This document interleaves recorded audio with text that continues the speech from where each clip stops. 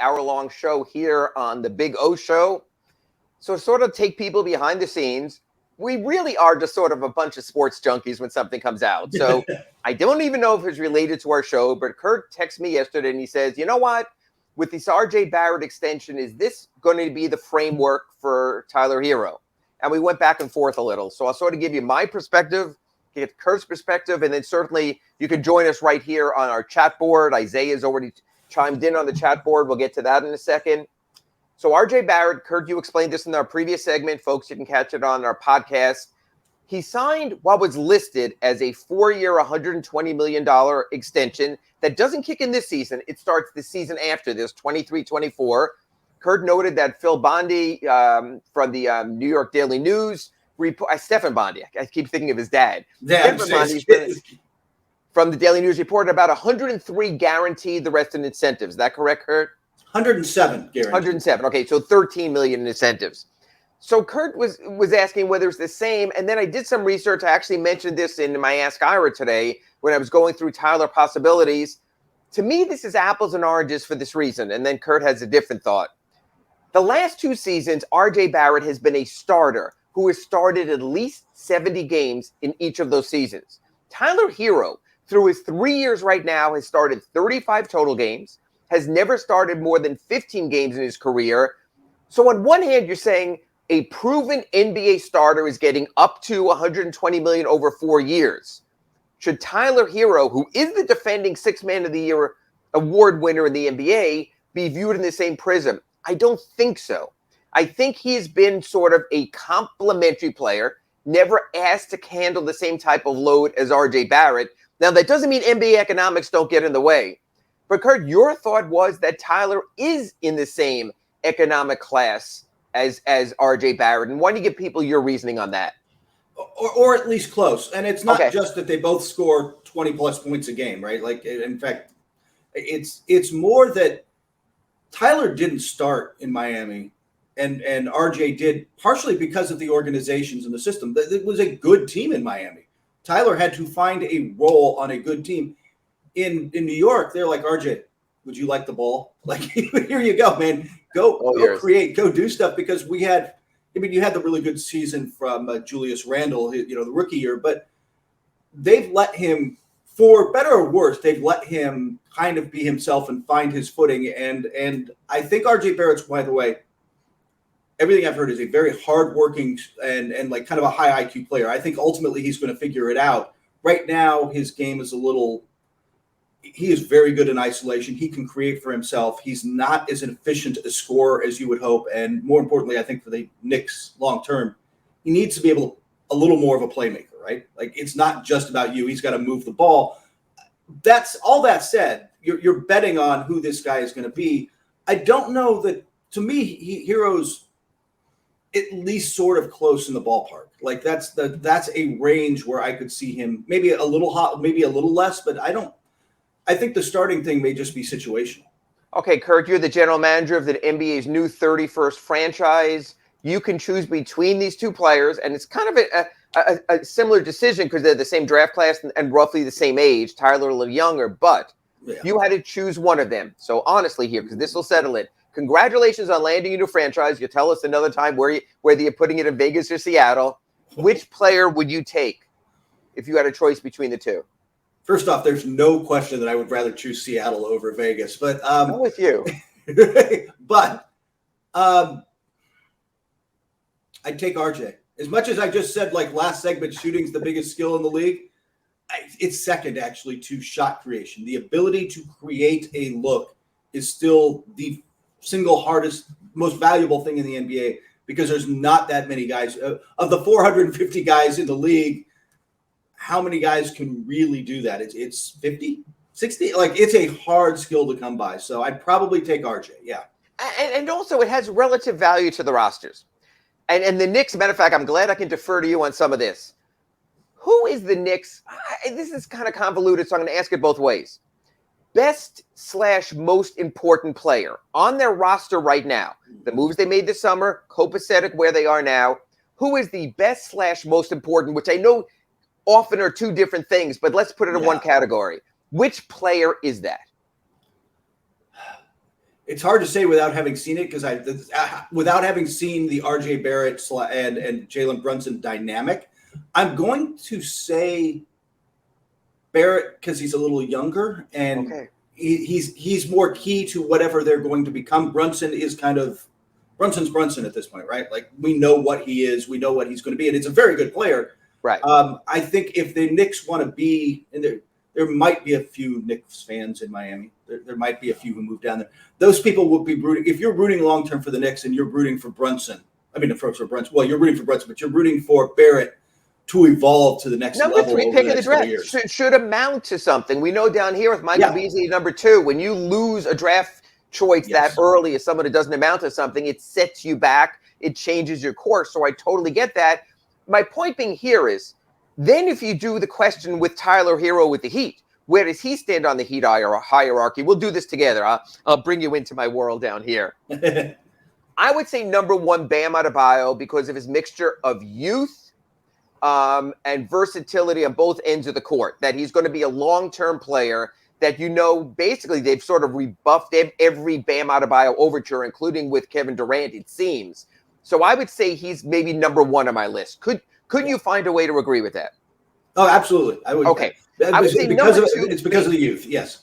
And based on what he's done, I would say Jimmy Butler, who whether it's getting to the bubble finals with every last breath or within getting the Heat within almost on his own when others were injured last year, getting the Heat within 1 game of the NBA Finals, I would say Jimmy Butler is number 2.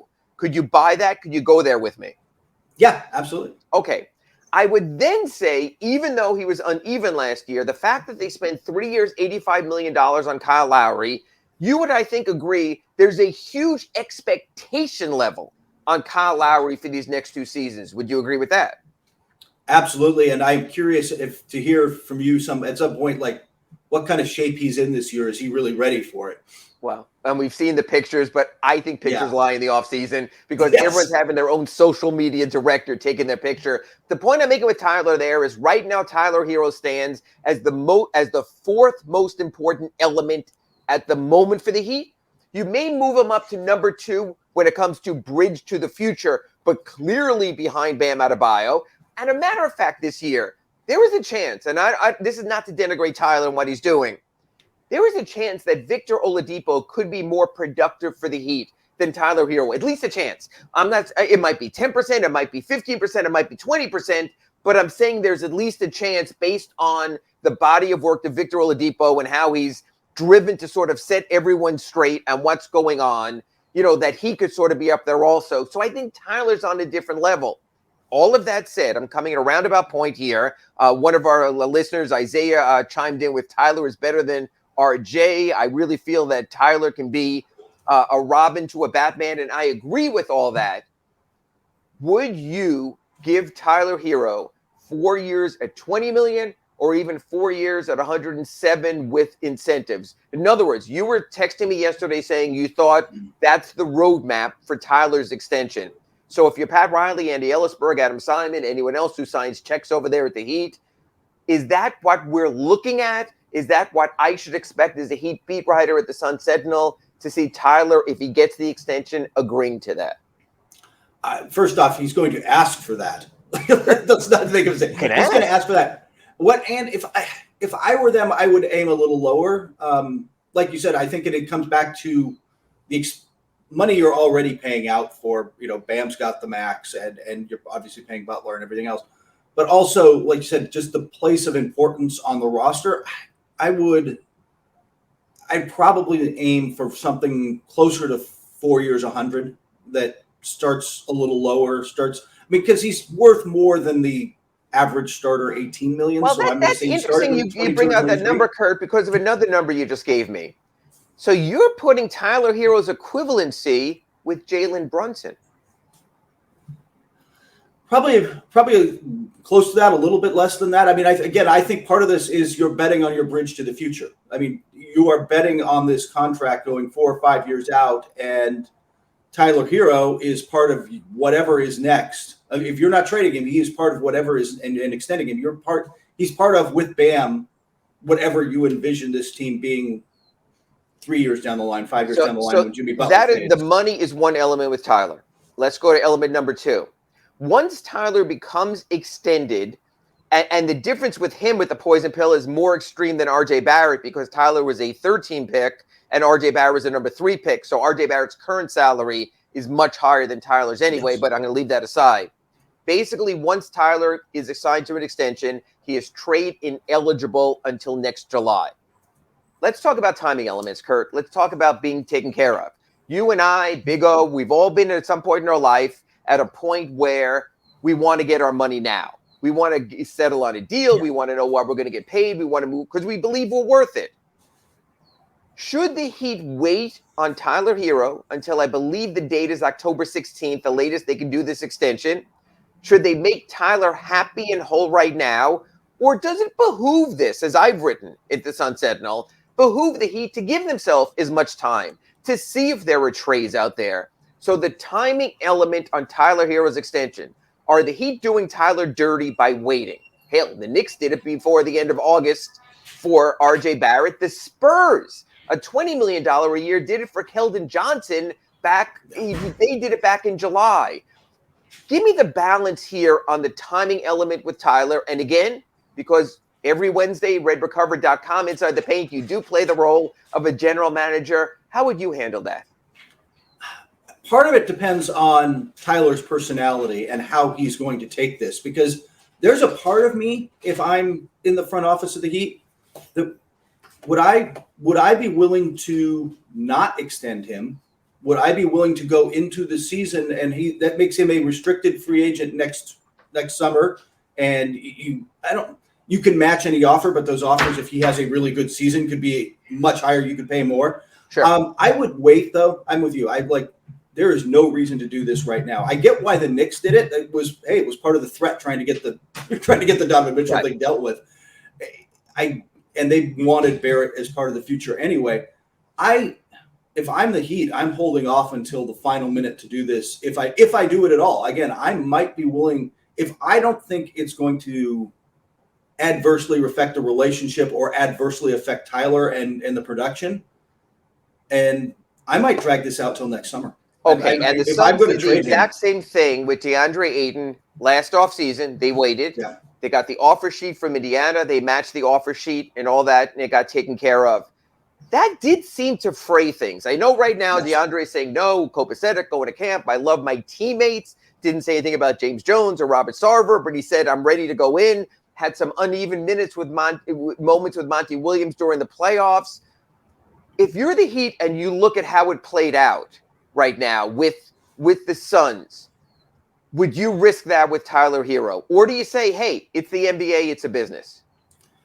There's a certain level of the NBA, it's a business. Again, I think it just comes back to the relationship you have with Tyler Herro and everybody knew DeAndre Ayton wanted to get paid, right? And wanted to get paid the max. He was a number 1 pick who expected to make that money.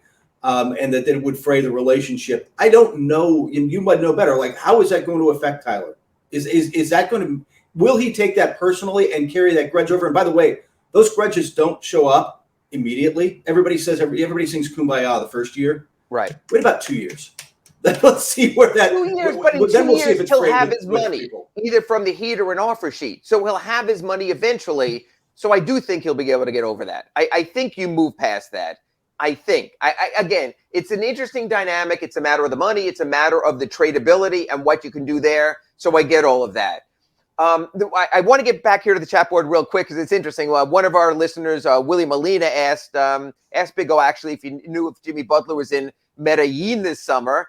Yes, he was for his coffee company, Big Face Coffee. He went down there. He sampled the beans. So he took care of that. And really an issue for me all summer has been, it's almost like I know this goes way back. Do you remember Where's Waldo, the kids series, and you have to find him, like in the pictures, and then Where in the World is Carmen Santiago? That's Jimmy Butler. He has been everywhere this summer. My wife will ask me, where's Jimmy? Well, he's either in the Hamptons, or he's either in Europe, or he's either in South America. He's in Miami for a day, and then he's gone to a tennis match. He's been in Cincinnati watching tennis. He's very close with some of the players. So Jimmy has done his entire world tour. I expect him to be back for the start of training camp. With Jimmy, you never know specifically. So, yes. So, for those asking where Jimmy was, if you were in Colombia this summer, you did see Jimmy Butler there. He's been using his contract with that private plane and flying everywhere. So it's been an interesting offseason for Jimmy. He sees the world. He is a world traveler.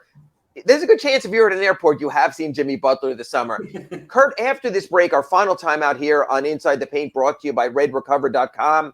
I want to go over the Heat's free agency. The Heat had 6 free agents this summer. They've all now settled in a place with the report now that Markieff Morris is going to take, which I'm surprised, a non-guaranteed one-year deal with the Brooklyn Nets. So basically, the Heat had 6 free agents this summer. We know about P.J. Tucker and Markieff Morris left. They kept Dedmon. They kept Oladipo. They kept Caleb Martin. So they've kept a certain amount of guys also they had to take care of. Udonis Haslem being the 6th player. I want to do a little bit of a scorecard. If you thought it played out the way the Heat thought it should, the way it played out, whether the contracts were fair, because finally, on the final day here of August, we have closure of every Heat player who was a free agent this offseason. So we'll discuss that when we come back after this break on RedRecover.com, Inside the Paint.